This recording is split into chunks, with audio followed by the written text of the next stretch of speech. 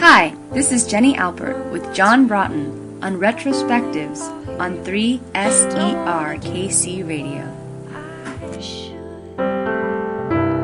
Heaven is a place I'm running from, don't know what's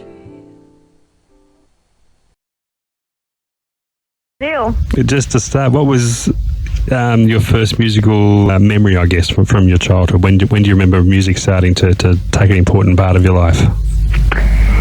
How deep am I allowed to get here? Oh, as deep as you wish. I am as open as a book without a cover. Well, I adopted when I was 4 and was introduced to music when I was in foster homes before I was adopted, and sort of, I think, was introduced to piano as a way to express myself. And so in terms of being a musician, even though I didn't realize until much later that I was sort of doomed with that fate just by means of the relationships that I built with piano, later guitar, and voice. In terms of my first musical experience where like music hit me and I was just loving music, probably when I first discovered Guns N' Roses. Okay. Did you have any formal vocal training at all as a young girl? I know you were playing piano quite young, but was there any vocal training for singing? Sort of, yeah. I took the family I lived with when they adopted me. They gave me piano lessons, and the woman who was the teacher also gave me vocal lessons. But it wasn't until probably the tail end of junior high that I started to really focus on real lessons of any sort, just my like vocal lessons. So I had training. I did a lot of theater in my early years. So I had a lot of training in that way, yeah. Tell us about your studies at UCLA. You took ethnomusicology, I believe. Sort of, yes. Let's see. At the end of high school, I had a really awesome music teacher who taught me a couple of songs that were jazz tunes, and I didn't really know much about music. I was a very late bloomer. My family didn't grow up really listening to music. I think my mom expressed hating jazz from the moment I got a CD to play, and I collected music that most people gave me. So it was kind of an irony. My father got ill, and I wasn't able to leave California, which is where I'm from. I'm actually born and bred Los Angeles, and so my alternative choices for schools were, besides going to New York, which is where I thought I was going to go, was just auditioning for music schools all around the country, that are mainly in California, though I didn't really plan to do. And so when I got to UCLA, I went to audition having really no real musical background other than, again, like I said, CDs that people gave me. I just sort of showed up and had these 3 jazz tunes and sang like I knew what I was doing, and sang for the musical director of this new jazz program that was starting that year, Kenny Burrell, jazz guitar player Kenny Burrell. And at the moment that I auditioned for him, I didn't really know who he was. That same year when I sang with Herbie Hancock and Barbara Morrison and Billy Higgins, I didn't know who they were either, and just sort of went along with the flow of I was the first jazz vocalist to be accepted to this program, and I could just sing and sort of get my way through it. And I think that really what it was is that they gave me an opportunity to grow and develop and learn the language of music with just really open-minded, wonderful people that later became my friends. Do you think without those studies you'd still be making the same music you're making today? Well, that's such a good question. Maybe, but probably not. I mean, my experience at UCLA definitely develops me as in the educational department of music. Like, I learned some theory here and there, struggled through it like hell. It was kind of like I had a lot of thoughts and ideas in my mind but couldn't express them to other people other than just playing them or improvising them. So it did help me sort of in a backwards way be able to learn how to communicate with other people. In terms of the creative aspect of writing songs or coming up with like musical concepts of instrumentation or things like that, every day is an experience, and every person I meet is an inspiration in a way. And so it's possible one way or another, but it definitely shaped me as an artist just through the whole college experience, for sure. Yeah. So. Yeah.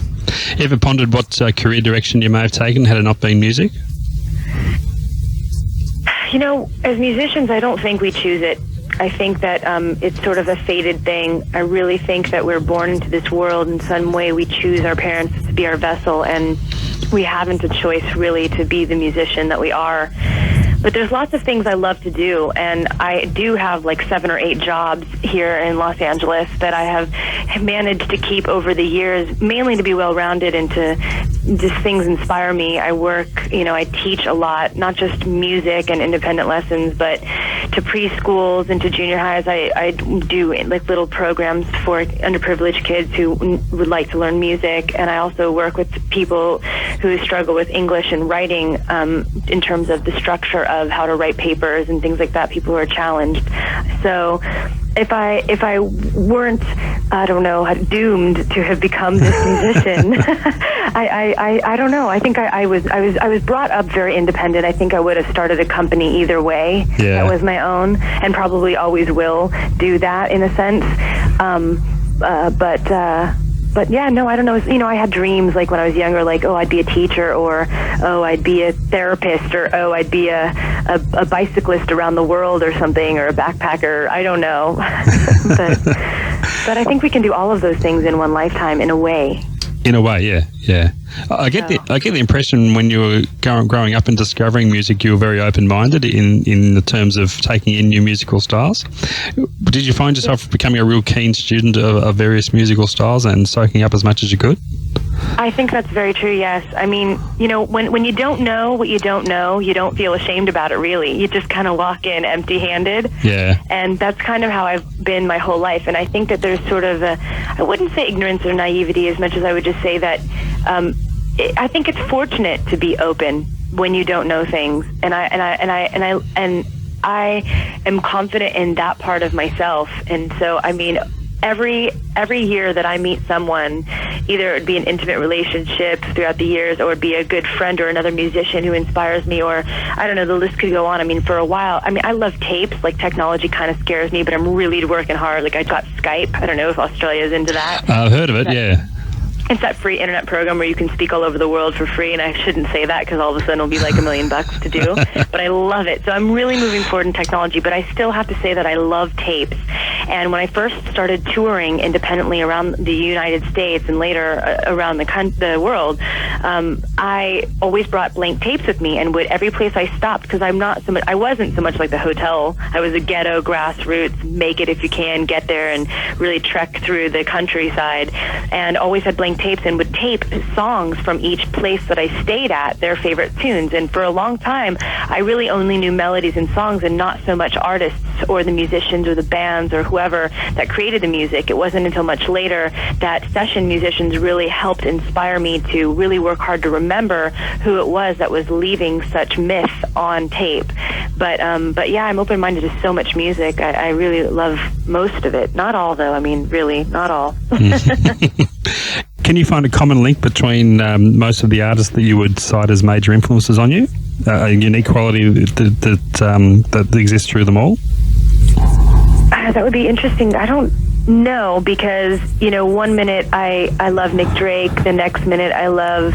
Well, yeah, actually, maybe the common thread between all the artists that I really love, I mean, I don't even know, Led Zeppelin I love. I just can't help it. I want to die. When I die, I want everything that Led Zeppelin ever did, made, posters, pics, I don't care. I would happily take them to the grave with me, but I don't think my music really reflects that I love them. No. I think what I love about them, or about Beck, or about Jeff Buckley, or about...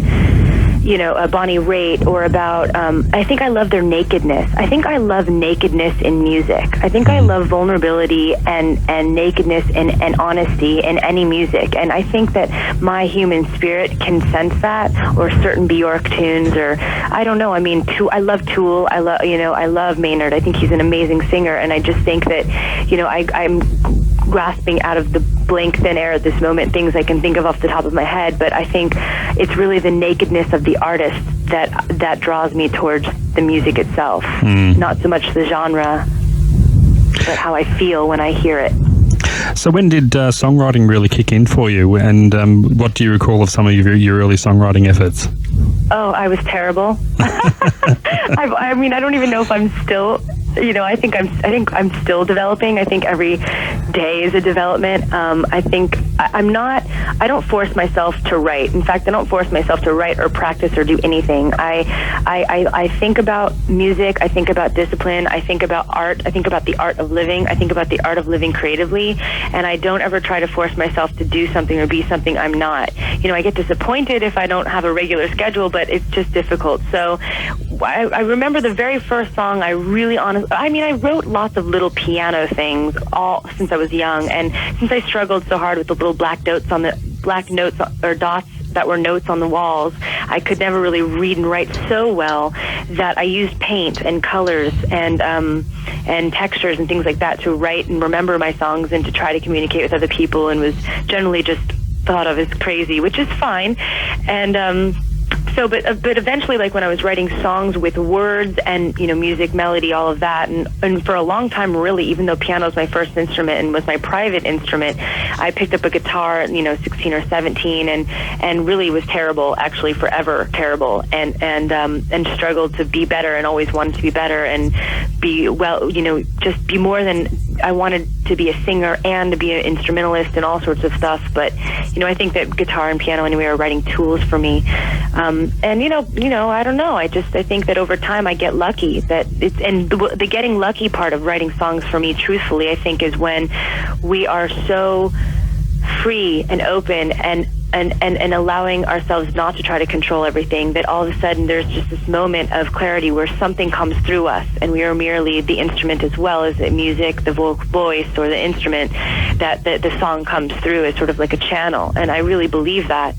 And that started to happen for me probably only like 6 or 7 years ago. And I think really the first song actually on Pieces, which is the album that I think I sent you, the most current one that I've completed, was Heaven. Heaven, I think, was one of the first songs that really channeled through me, that other people started to go, oh wow, there's something there that we connect to about the human condition a little bit deeper than some of the other things that you have written. We wonder why. And I think from there, the channel kept opening more and more and more. Yeah. So it's safe to say there's no real set procedure to your songwriting? No, although I'll tell you, I've been noted a terrible driver, and I can't deny, because most of my writing comes in the car. And so I just bought this really cool digital thing that you can like record on, and while you're driving, instead of write, because I have napkins and papers and stuff all over, and I can record now and just plug it in my computer, and it becomes like an MP3 thing. And to me, that's like fantastic. But there's lots of different methods, and sometimes I might, very rarely, but I might actually consciously try to conjure up a song just for the practice of being creative, just the same as if we were to paint and all of a sudden jump from the left brain to the right brain and realize that painting becomes something different. So, but really the songs themselves that are like Heaven, that just come through as the channel, come within 5 to 7, 8 minutes. They write themselves, beginning to end, music, melody, it all just sort of comes out. Sometimes I'll refine things, sometimes I'll reword things, sometimes I'll cut and paste words from pieces of paper and again, like put it all together. But for the most part, the real, truest moments are just the ones where the songs pour out in whole, and then that's it, they're done. It's funny, you're not alone there. A lot of people I've spoken to have quoted the car as being a great place to come up with song ideas. Oh yeah, the car. I know. I know. Must be the hum. Must be the hum of the drive. Yeah. Like there's probably some pitch that's popping through from somewhere, and people just hear the melody and want to sing. I don't know. I wonder. And the motion and the syncopation of the wheels going around. There must be something in there. Yeah, and that's probably why we all write 4/4 and 4/4 so much. We don't really drive in 6/8 or 12, whatever. I don't know. I don't know. Is it getting easier, songwriting? Is it something that gets easier in time? No, it's getting horrible. It's harder. No, I'm kind of kidding. I don't think it'll ever be easy. I think, you know what it is? I think as I get older, I'm harder on myself and have higher expectations for how I would like to say something in a different way, if it's even possible to do that. And it's usually the times when I'm not thinking so much, being the Virgo that I am, when I'm not thinking so much, all of a sudden something happens. But for me, like, to really, you know, like, I think a lot of people say artists need drama in their life or something, you know, bad relationships or drug habits or whatever it is that might make life interesting. And someone really dear told me recently that, you know, it could simply just be what is going on in the world and something worldly, and be creative by seeing what's going on. And that could be sort of the fuel for the creative mind. That we don't actually have to live the drama necessarily ourselves, but sort of reach out and see what already is there, and then material sort of comes from the inspiration of that. So I think the hardest part is just not being hard on ourselves. A bit of self-analysis here. What would you say is your best quality as a songwriter? My best quality as a songwriter? Wow, I don't know. It's so hard. That's like, you know what the truth is? I don't know if I could even answer that, because I'm just a person who happens to communicate and express through music and art. But I really think that the music itself has a lifeline of its own, a personality of its own, and an existence of its own, which really means that it has relationship of its own. And so then therefore the relationships to the music are the ones who can really define the best of that song, and not me. So I don't know. As a performer or as a singer, I could answer that to say that I am a performer first, and a singer second, and a songwriter third, and a musician fourth. I kind of feel in that order, although I guess not necessarily, because maybe one day it would change, tomorrow or yesterday. But I feel that I'm true to myself, and that I feel emotion, and I express emotion, and I believe in vulnerability, and I believe that music can heal, and I think that it is a platform for people to feel safe, to be open, even if it's only for the minute that song happens and they feel something, and maybe they don't share the fact that they're feeling it and vulnerable because they're just sitting in their seat or standing at the bar, but there's a moment there where there's clarity for someone in that room, and I think that is powerful. Now, you also sent down to me a CD of some piano improvisations that you've done. Do a lot of your songs come out of those types of situations? Not really. Like I said, the songs, the best ones, the ones that really just come sort of complete. The piano improvisation, that was real lucky. There's a really awesome cat in town here in LA who had a studio for a while that had a beautiful grand piano, and unfortunately the studio had to close. But in its last days, I had met the owner, and he sort of just let me come in 2 separate days for 1 hour each off the clock to just do whatever I wanted on that piano. One of those days I improvised all like just piano melodies that I don't even know what they were. I don't even know if I could replay them, except unless I listened to relearn it. But the other day was I just got to sing. He put up a mic and I sang a bunch of Neil Young covers. I love Neil Young, and just other tunes of mine, just to sort of have something to sing. But I don't know, for some reason I've always felt that piano improvs were sort of a different type of expression, and a different color, and a different palette, and sort of just a whole different thing. And I've always loved doing that, and just not really sure what to do with that. In a way, it's sort of my flirtation with film, I think, or film scoring potentially someday, or something of the nature of the Colin concert improvs or something, but other than that, I don't know. It could just be that was the moment. I don't know. Yeah. You have had some of your music featured in film, haven't you? Yeah, student films, UCLA, USC, AFI, just random students that just sort of begged for free stuff. And I was like, oh, cool, sure, yeah, here, take it, just take it. Yeah. But that is something you'd like to get into more? I think so. Yeah, I mean, when I think of like string arrangements or orchestrating for a whole bunch of other instruments, that is just so daunting. I just sort of feel overwhelmed. But to be honest, a dream of mine would really be doing something like what I believe Miles Davis did, where, you know, you get a bunch of... See, I really believe in getting a bunch of musicians who are amazing at what they do. Like, each musician is sort of a color. They're a voice. I really think, like, when you're making a record or when you're improvising for a performance or whatever it is, every musician that you pick, they are something. They're a sound, a color, a contribution, and they are themselves as this force.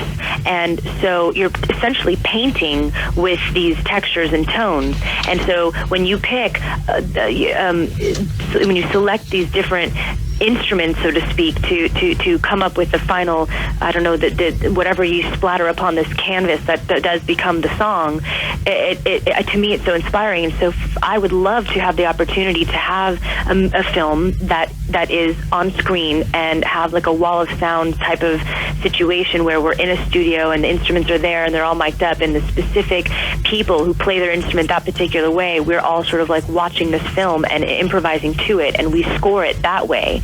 And that would be a dream for me to do that someday. I think that would be very fun. You're quite a well-travelled person. You've been into other countries and cultures and taken them in. Has that experience influenced your music a lot? Yeah, my person mostly. Yeah. Yeah, I'm fond of traveling by myself, but I don't necessarily stay alone. But I like traveling by myself because then I can kind of call the shots on where and when I want to go. Mm-hmm. My most favorite trip in the last 3 years, I've gone to Europe several times and have played music there. Specifically, like I'd say, it was Holland and Italy and France, and then. But then I went to Israel for a little bit. That wasn't music related. That was sort of for personal and fun. And then from there, I was inspired to go to India, and it was just so strange. I took a backpack and left my place and went to India, and it was like I had been there already a million times. It was like the sky opened up at 3 a.m. in the morning, and there I was just in Delhi and backpacked for a month there by myself, and then a month in Nepal by myself, and it was just so amazing. I still can't believe it's been 2 years, and I just have such a connection there. I stayed in one place for 15 days in India at the end of my trip and learned how to cook Indian food with a bunch of Indians in this place called Luxmanjula, which is near Rishikesh. A lot of people heard of Rishikesh because of the Beatles, which I didn't even realize was a connection there. But these Indians just took me in and taught me such a different sense of life and time and living, and I just love it there. And I wrote songs there, and it definitely inspired me. And I met people from Australia there, and at the time I had this really interesting dream that I would go to Australia and tour, and really wanted to. And in all of my experience, I've been this independent tour person. I've booked a bunch of gigs in different regions of the U.S. and then other places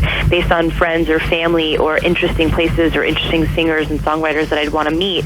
And for, a long time now, I've sort of just I did it a lot all by myself. And so I thought, oh, well, Australia, that's the next country I want to go to. And then I haven't gone yet. And I can't wait because I just know it'll be a blast. Do you take a lot of notice of press reviews of your work? Do you read the press?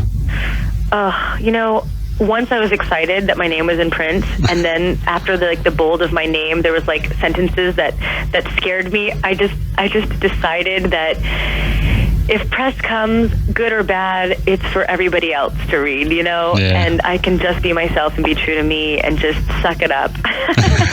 I've had some fun press and I've had some scary press, and I'm a little old me in my little old apartment, and I just sort of feel like it's the powers that be, and it's better if I just stay away.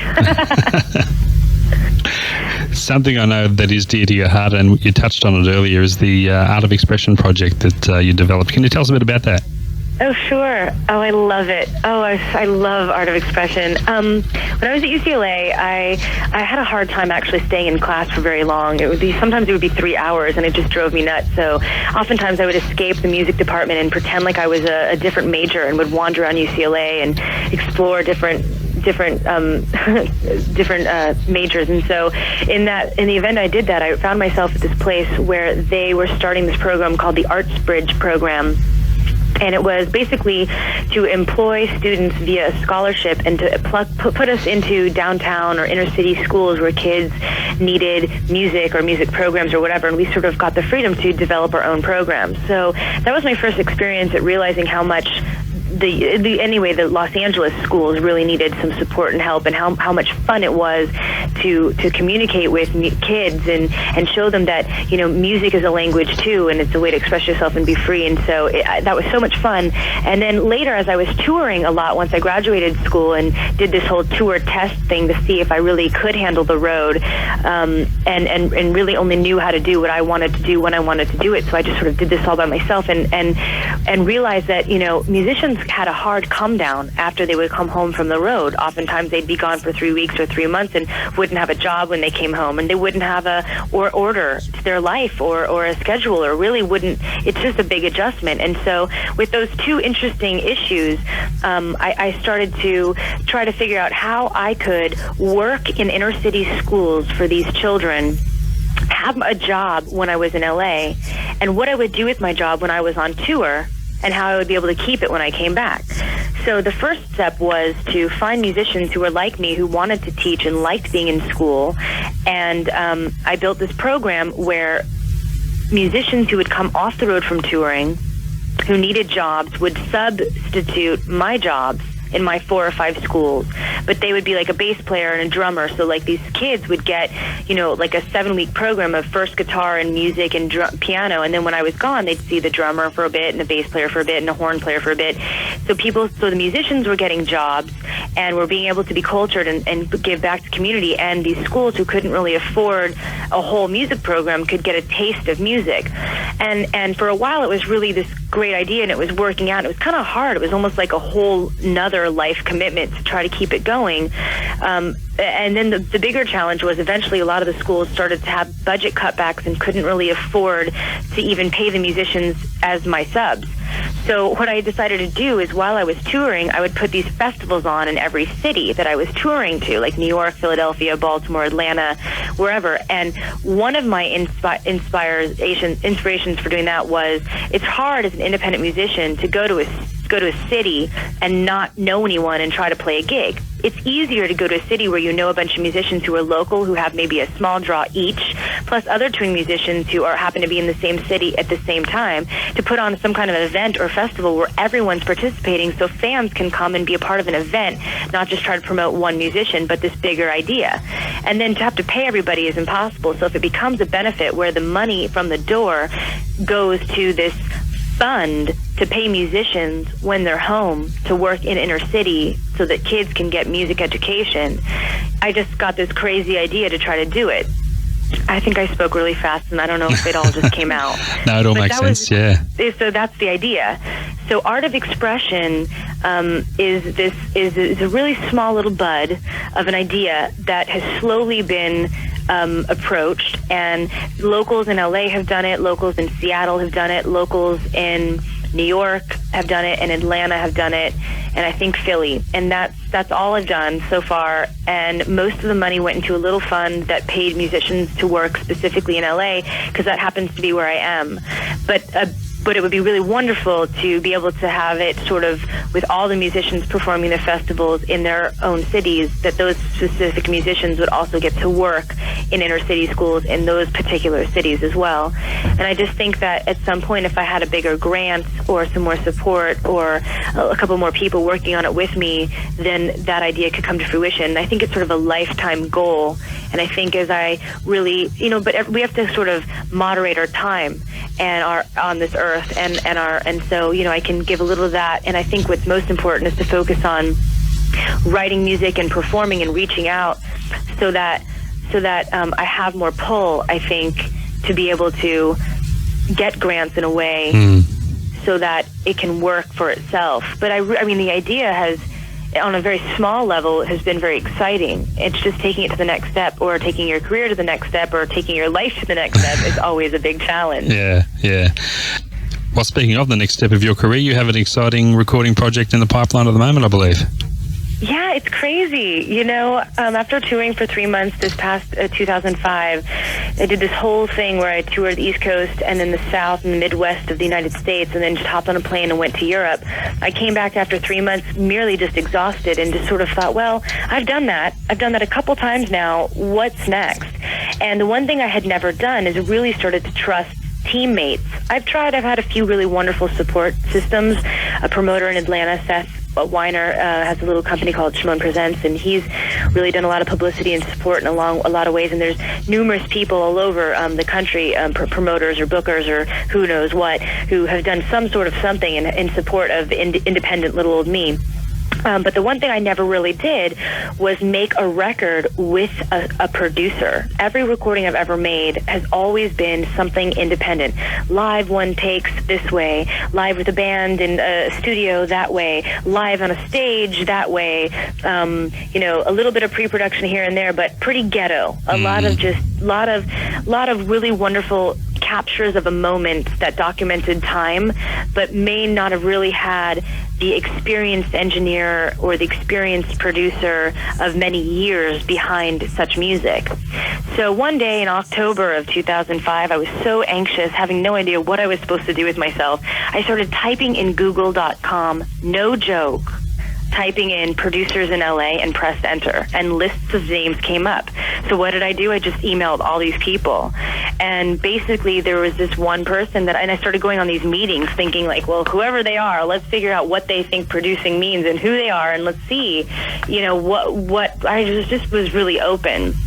So I sat on the couch with this one big tall guy that looked and acted like one of my brothers, and he was just kind of interesting and charming and seemed about 33 or 34 and very anal retentive and intelligent and fun and inspiring and creative and very specific in his vision and very cunning in his I don't know, the way he presented himself.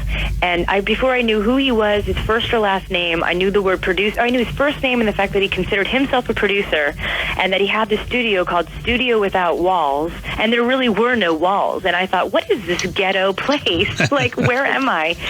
And sat down and we talked about music for an hour. And a lot about the music business, I think, is about relationships. Can you work with people? Can you speak with people? Can you trust people? Can you trust yourself? Do you feel safe? Can you take calculated risks? Can you take not calculated risks with these people? It doesn't matter who they've worked with, really, or who they are, who they've been. It really matters this symbiotic relationship that happens, and relationships begin and then they end, and that means that something new will happen.